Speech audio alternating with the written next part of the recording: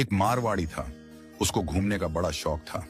अब वो घूमते घूमते एक ऐसे राज्य में चला गया जहां पर क्या था, हर 5 साल में राजा चुना जाता था। पर चुनाव का तरीका अनोखा था। एक हाथी आता, सूंड में माला लेकर, और सबके बीच घूमता था। जिसके गले में वो माला डाल देता वही राजा बनता था। अब क्या हुआ, हाथी आया माला लेकर, थोड़ी देर इधर उधर देखा और जाकर माला इस मारवाड़ी के गले में डाल दी। मारवाड़ी हैरान, अरे भाई, मैं तो घूमने वाला आदमी हूं, ये कहां फंसा दिया। खैर, उसे राजा बना दिया गया। सिंहासन पर बिठाया गया। राजपुरोहित आया, तिलक करते हुए शर्तें सुनाने लगा।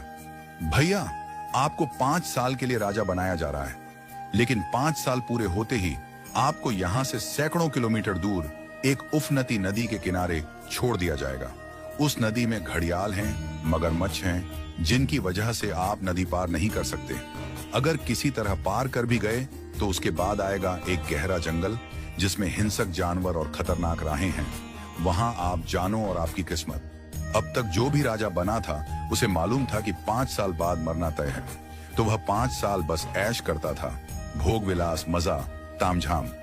लेकिन यह मारवाड़ी अलग निकला।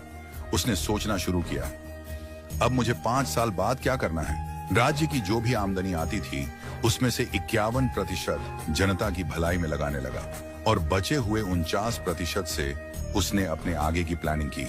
पहले साल उसने नदी पर एक पुल बनवाया, दूसरे साल उस पार के जंगल को साफ करवाया, खेती के लायक जमीन बनवाई, तीसरे साल वहां सड़कें बनवाई, लोग वहां बसने लगे, गांव और मोहल्ले बनने लगे। चौथे साल एक छोटा सा महल बनवाया जहां वह आगे जाकर रह सके। 5वें साल अपने जीवन भर का खर्च, जरूरी चीजें, अनाज, सब कुछ वहां स्टोर करवा दिया। अब 5 साल पूरे हो गए। परंपरा के अनुसार लोग उसे ढोल नगाड़ों के साथ विदा करने आए।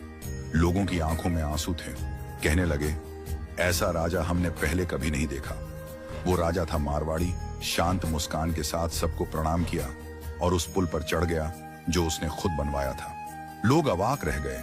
हजारों राजा आए गए, मारे गए, लेकिन ये पहला राजा था जो भवसागर को पार कर गया।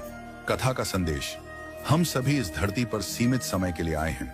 ये जीवन 5 सालों की तरह है। जो इस समय को मौज में घंवा देता है वो अंत में उस भवसागर में गिरता है जहां मगरमच्छ, घड़ियाल, दुख और पीड़ा है। लेकिन जो जीवन का उपयोग अच्छे कर्मों, जनसेवा और प्रार्थना में करता है वो इस जीवन से परे उस पार पहुंच जाता है।